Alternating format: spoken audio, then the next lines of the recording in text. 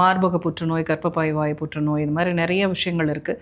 இதில் ஒரு சிலதுக்கு தடுப்பூசி இருக்குன்னு சொல்கிறாங்க. கண்டிப்பாக. ஸோ கண்டிப்பாக கர்ப்பப்பை புற்றுநோய்க்கு பார்த்தீங்கன்னா ஹெச்பிவின்னு வேக்சின் இருக்குது. அது வந்து அதில் ஒரு கண்டுபிடிப்பு என்னென்னா, ஒரு கர்ப்பப்பை வாயில் வந்து ஒரு வைரஸ் இருக்குது. ஸோ அந்த வைரஸ் நம்ம வந்து பியூபர்ட்டி அட்டைன் பண்ணுறோம் இல்லையா, பெரியவங்களாகும்போது இல்லை வந்து நம்ம கல்யாணம் ஆகி பார்ட்னர்ஸோடு இருக்கும்போது இந்த வைரஸ் வந்து அதிகமாக வர்றதுக்கு வாய்ப்பு இருக்குது.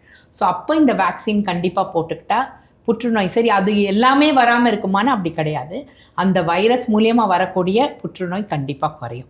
மார்பக புற்றுநோய் பார்த்திங்கன்னா நிறைய இருக்கிற இடத்துல ஸ்ட்ரெஸ்ஸு, நம்ம ஏக்கம் அதெல்லாம் இருக்கிறது வந்து அவாய்ட் பண்ணுறதோ எக்ஸ்ப்ரெஸ் பண்ணிடலாம்.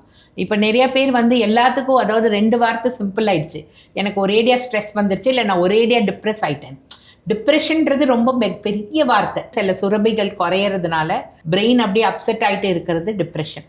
பட் நம்ம அந்த டிப்ரெஷன்ற வார்த்தை பெருசாக யூஸ் பண்ணாமல் எதனால என் பாடியில் இந்த டிஸ்டர்பன்ஸ் இருக்குது அப்படின்றது கண்டிப்பாக ஒரு 2 தடவை நீங்கள் உளவல் ரீதியாக பார்க்கலாம். 3ஆவது தடவை அது குறையலைன்னா மருத்துவரை போய் பார்க்கணும். 4ஆவது விஷயம் நம்ம பார்க்க வேண்டியது, எந்த ஒரு அறிகுறியும், ஒரு கர்ப்பப்பையில் ப்ளீடிங்காக இருக்கட்டும், இல்லை மார்பகத்தில் ஒரு வலி, இல்லை குத்தல், இல்லை வலியே இல்லை, எனக்கு ஒரு கட்டி இருக்குது அது பாடி கிடக்குது அப்படின்னு நினைக்காம உடனே மருத்துவரை போய் பார்க்கணும்.